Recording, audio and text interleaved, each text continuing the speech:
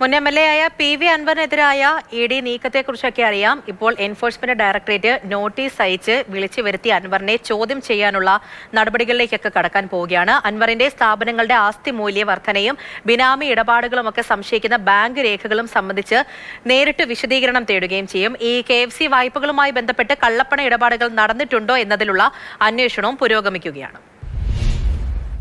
മുൻ MLA PV അൻവറിന്റെയും ഒപ്പമുള്ളവരുടെയും വീടുകളിൽ കഴിഞ്ഞ ദിവസം എൻഫോഴ്സ്മെന്റ് ഡയറക്ടറേറ്റ് നടത്തിയ പരിശോധനയിൽ ബിനാമി ഇടപാടുകളുടേത് എന്ന് കരുതുന്ന ഒട്ടേറെ രേഖകൾ പിടികൂടിയിരുന്നു. പ്രധാനമായും 15ഓളം ബാങ്ക് അക്കൗണ്ടുകൾ സംബന്ധിച്ചുള്ള വിവരങ്ങളാണ് പിടികൂടിയത്. ഈ അക്കൗണ്ടുകൾ ആരുടേതാണ്, ഇവയിലൂടെ നടന്ന ഇടപാടുകൾ എന്താണ്, ആരൊക്കെയായാണ് ഇടപാടുകൾ നടന്നത് തുടങ്ങിയ കാര്യങ്ങളെക്കുറിച്ചാണ് ED ഇപ്പോൾ അന്വേഷിച്ചുകൊണ്ടിരിക്കുന്നത്.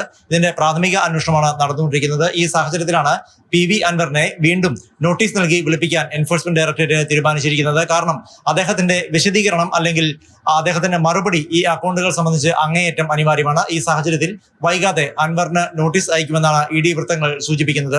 മാത്രമല്ല, PV അൻവറിന്റെ ഉടമസ്ഥതയിലുള്ള സ്ഥാപനങ്ങളുടെ ആസ്തി മൂല്യത്തിലുണ്ടായ വർധനവ് സംബന്ധിച്ച് വ്യക്തമായ ഒരു വിശദീകരണം നൽകാൻ അദ്ദേഹത്തിന് കഴിഞ്ഞിട്ടില്ല എന്ന് ED വൃത്തങ്ങൾ അറിയിക്കുന്നു. 2016 PV അൻവറിന്റെ ഉടമസ്ഥതയിലുള്ള സ്ഥാപനങ്ങളുടെ മൂല്യം 14.5 കോടിയോളം രൂപയായിരുന്നുവെങ്കിൽ 2021 ആയപ്പോഴേക്ക് അത് ഏതാണ്ട് 64 കോടിയിലധികം രൂപയായി.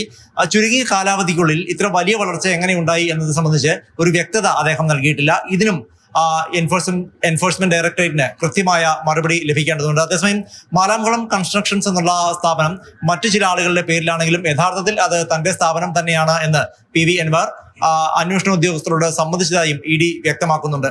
അതേസമയം തന്റെ രാഷ്ട്രീയമാണ് ഇത്തരമൊരു റെയ്ഡിന് പിന്നിൽ എന്നുള്ളതാണ് PV അൻവറിന്റെ ന്യായം എന്ന് പറയുന്നത്. കാരണം നേരത്തെ ഈ ഒറ്റത്തവണ പദ്ധതി തീർപ്പാക്കണമെന്നാവശ്യപ്പെട്ട് KFCക്ക് അപേക്ഷ നൽകിയിരുന്നു. എന്നാൽ ആ അപേക്ഷ തള്ളി. പിന്നീട് കൂടുതൽ തുക നൽകാമെന്ന് കാണിച്ചുകൊണ്ട് അപേക്ഷ നൽകിയെങ്കിലും ആ അപേക്ഷ പരിഗണിക്കാതെ ജപ്തിയിലേക്ക് കടക്കുകയായിരുന്നു. വായ്പയെടുത്ത ഒരാൾക്കെതിരെ എങ്ങനെയാണ് ഇത്തരത്തിൽ ബിനാമി സ്വത്ത് സമ്പാദിച്ചു എന്ന പേരിൽ നടപടികൾ സ്വീകരിക്കാനാവുക എന്നും PV അൻവർ ചോദിക്കുന്നു.